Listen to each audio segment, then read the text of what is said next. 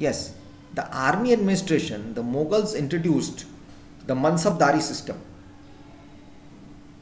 The term Mansab means rank or position.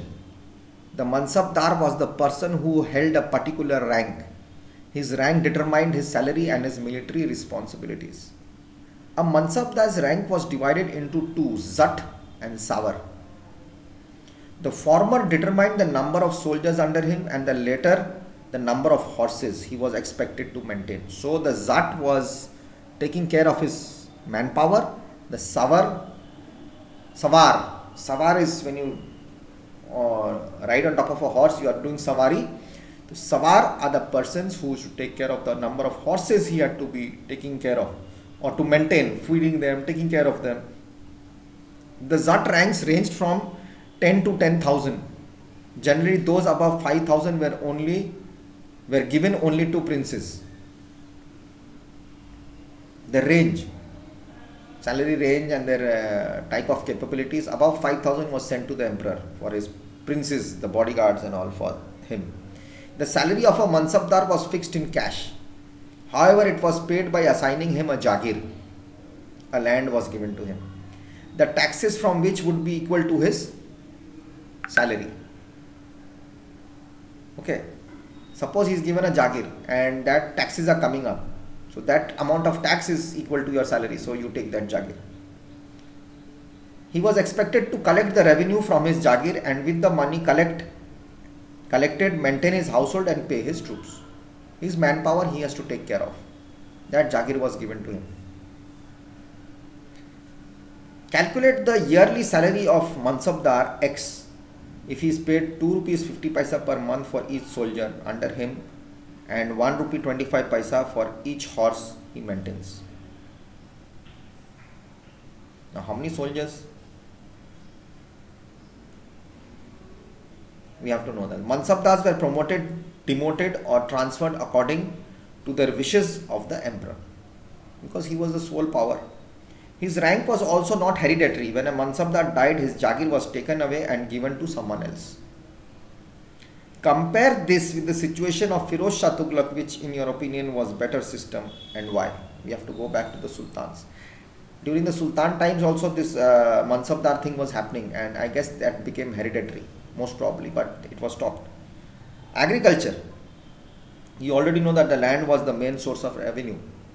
The revenue obtained from it was used to maintain large armies, the huge administrative apparatus, and for the upkeep of kings, nobles and jagirdars.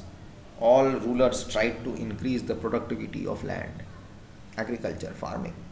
Loans were given to peasants to buy agricultural tools, better seeds, etc.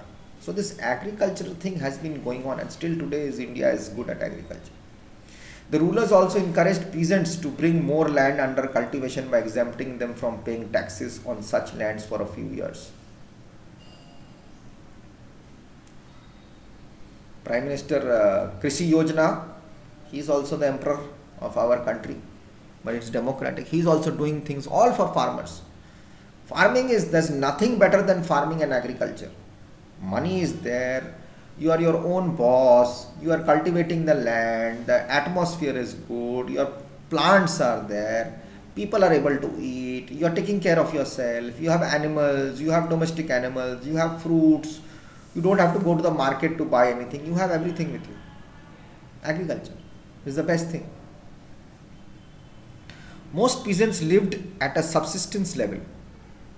They paid 1/3 of the total produce as revenue to the emperor.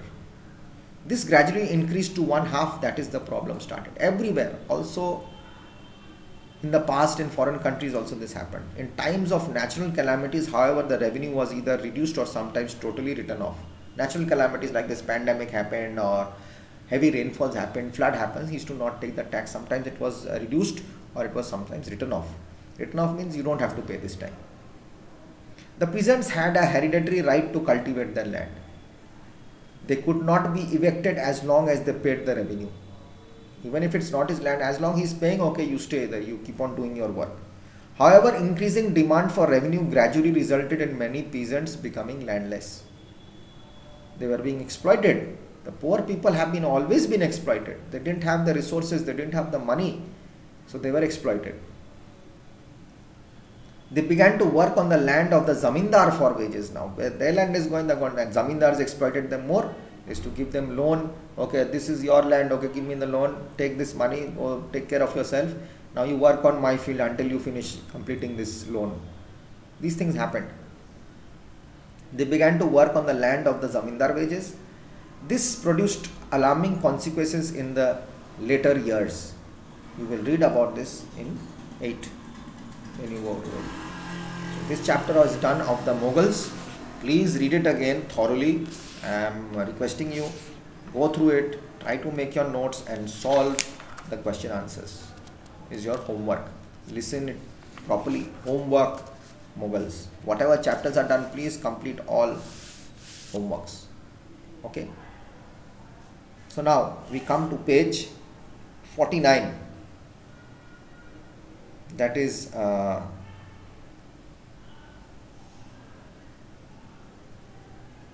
monumental architecture. What was the architecture during that time? There is nothing to be give a separate explanation for this. It's just that